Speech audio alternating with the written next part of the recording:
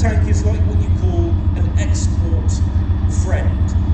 This became NATO's standard export tank because it was so good, because it was so reliable, and because spare parts, there are literally warehouses chock full of these things. You can replace them at a moment's notice.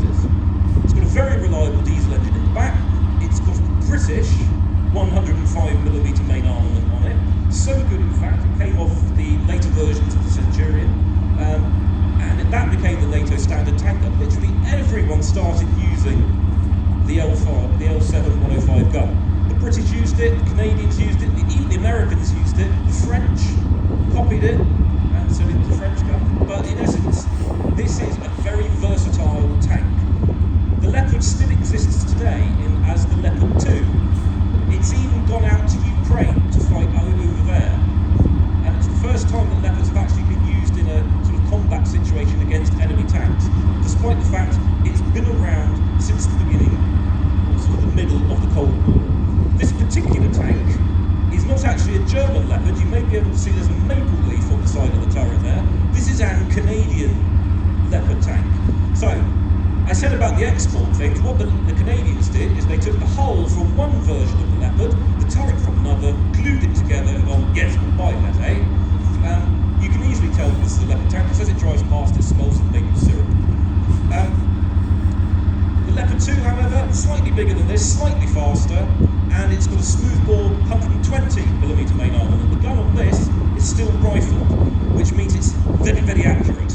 It can fire a round of ammunition towards a target 3 kilometres away and still have 80-90% chance of hitting it first time. That is how accurate main battle tanks of the current generation are. Although you may be seeing what's going on in Ukraine and Russia at the moment, they're not being used in that type of combat. They're going back to the old World War II close quarter type. So that is the Leopard. And also, it just looks cool, doesn't it? You can literally feel the ground rumble as it drives past.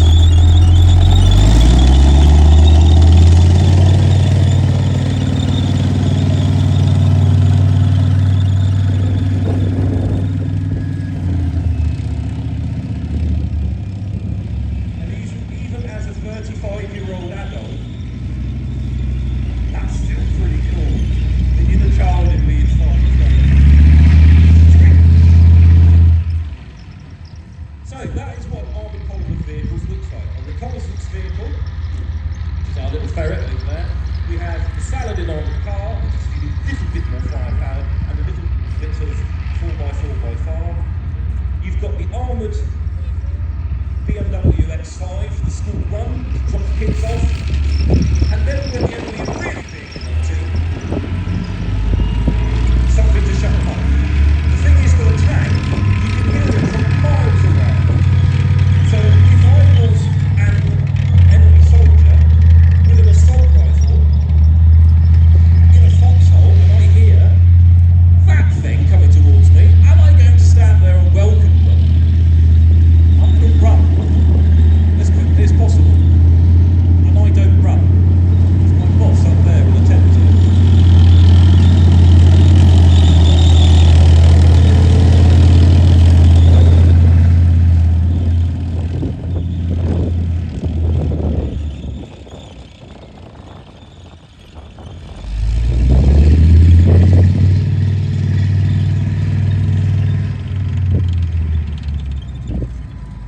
Fairly certain there's a few grown-up men in the audience as well going, oh, look at that. Now, we don't seem to have any of the Ruritanians running towards us in the arena whatsoever. What? What's going on? You completely forgot what you needed to do then. Oh, good Lord, there's a child in the arena. Oh, wait, no. Oh, I say. I said, ladies and gentlemen, I was going to say, please refrain from your children running into the arena, but that is not an child, it's a rather small, angry man. And he's used a bazooka to fire at our Leopard tank.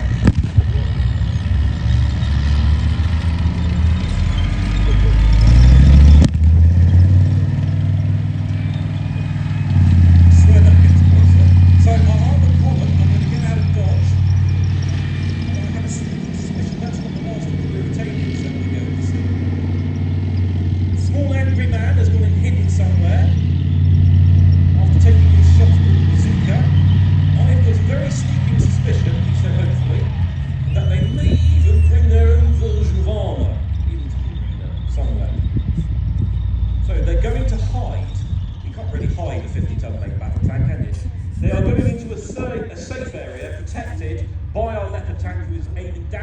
range, not towards me, I hope, to then see if there's anything coming into the arena at any moment. At any moment. Oh! Completely unexpected, it says. The Ruritanians have finally arrived in a warrior. That's quite worrying. The British Army still use these. It's a desert warrior, so that's completely the wrong type of camouflage to use in this arena. Oh no, they seem to have captured our mound. What do we think of that, ladies and gentlemen, boys and girls, and those in between? You can do better than that. Madam, it's a family show, no language like that. So they have captured this very important position. What we're going to do is fight back. The Tank Museum Volunteer Army, after signing all their credentials away, are going to launch some sort of attack. But what the Ruritanian Army Command are doing is they're scouting the area and ignoring the fact that they're the bad guys. What do we think of them?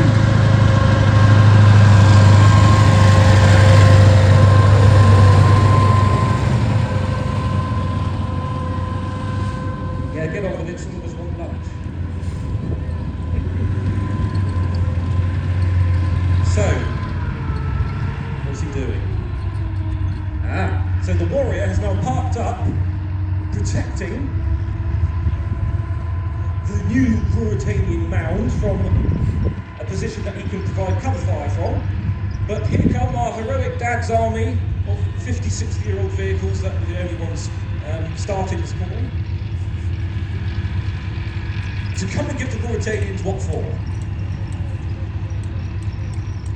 Hey up, the man in the pyjamas is back. What's he doing here? It's a Mexican standoff, folks. Quite literally anything can happen. Hopefully.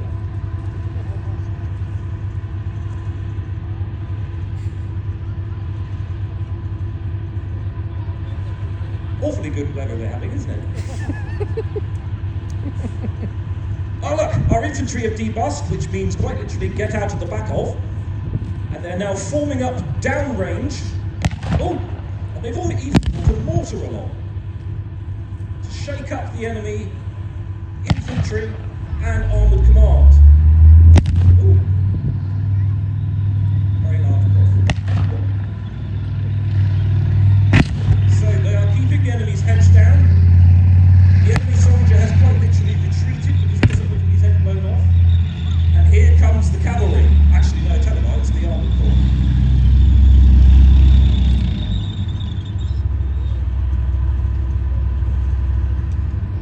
A little bit close to this, I don't like it.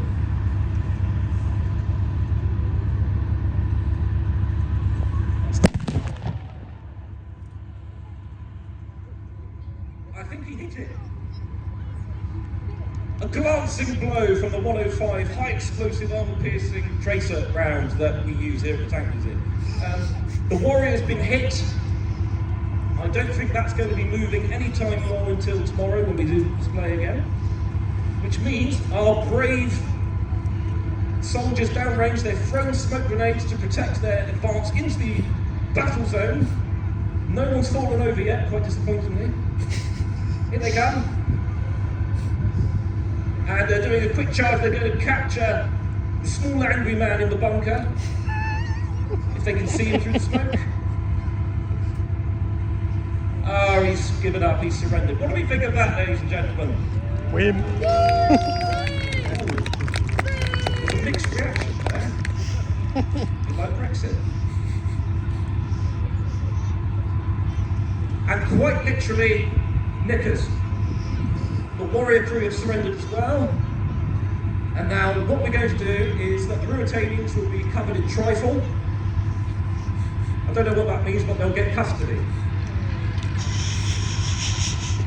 You boo! It's the first time I've done this holiday. So, the Ruritanians will be remanded in custody and then taken over to the Vehicle Conservation Centre. That building over there will now be open from 1:30 until 3 o'clock this afternoon. The vehicle rides will be recommencing after we've cleaned up all the debris and put out the various fires in the arena. We put the Union flag back up, folks, so what do we think of that? God bless us. Yes, well done. You can also go and see these vehicles on the apron of the Vehicle Conservation Centre after the display. Please be very careful about hot exhausts and things like that, and please don't touch them. Also going on today, folks, we have a chap called Mark Bergin, who is an illustrator in the Tank Story Hall, doing a workshop on how to draw things. The Tank Museum very recently released a new kids book called Tank Commander Basil's Museum Mission. Mark is the illustrator of said book. The person who actually wrote this new kids book, which is on sale at a very reasonable $6.99 in the Tank Museum shop, is me. Thanks, Mum. I've made it. So please buy it.